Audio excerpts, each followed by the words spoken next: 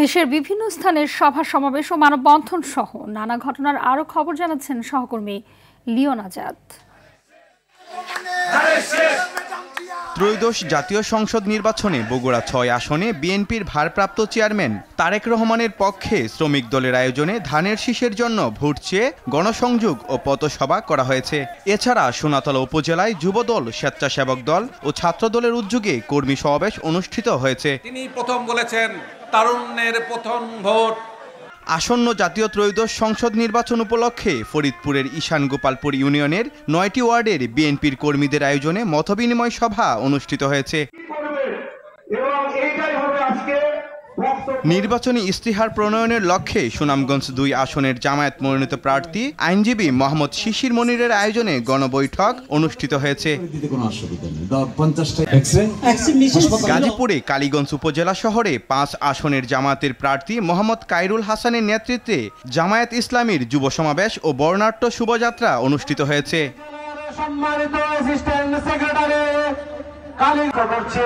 আসন্ন নির্বাচনকে সামনে রেখে নড়াইল ১ সংসদীয় আসন কালিয়ায় হিন্দু প্রতিনিধি সম্মেলন অনুষ্ঠিত হয়েছে।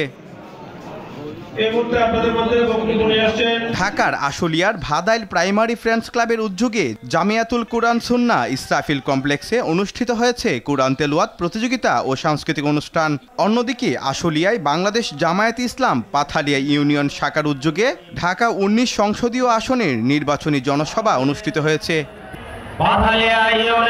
দিনাজপুরে নবাবগঞ্জ উপজেলার ভাদুরিয়া উপস্বাস্থ্য কেন্দ্রকে ১০ শয্যা বিশিষ্ট হাসপাতালে উন্নীত করার দাবিতে মানববন্ধন অনুষ্ঠিত হয়েছে।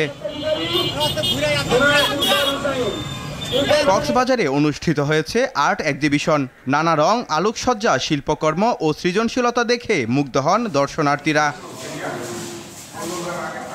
সাভারে সরকারি আদেশ অমান্য করে রাজুকের ড্যাপ এরিয়ায় বেআইনিভাবে জলাশয় ভরাট করায় দখলদারদের বিরুদ্ধে অভিযান পরিচালনা করেছে উপজেলা প্রশাসন।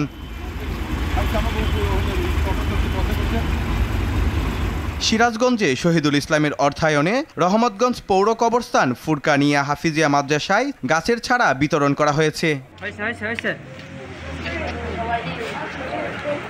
মাদকের বিরুদ্ধে হই সচেতন, বাছাই প্রজন্ম, বাছাই জীবন, এই প্রতিপাদ্যকে সামনে রেখে নোয়াখালীর সোনাইমুড়িতে মাদক বিরোধী ড্রাগস ক্লিন কর্মসূচি পালিত হয়েছে। নোয়াখালীর সেনবাগের বাংলাদেশ পুলিশের সদ্য পদোন্নতিপ্রাপ্ত ডিআইজি আব্দুল মাবুদ দুলাল গণমাধ্যমে কর্মরত সাংবাদিকদের সঙ্গে মতবিনিময় করেছেন। গোপালগঞ্জে নিখোঁজ মোবাইল ব্যবসায়ী মিজানুর রহমানের সন্ধান চেয়ে সংবাদ সম্মেলন করেছে তার পরিবার।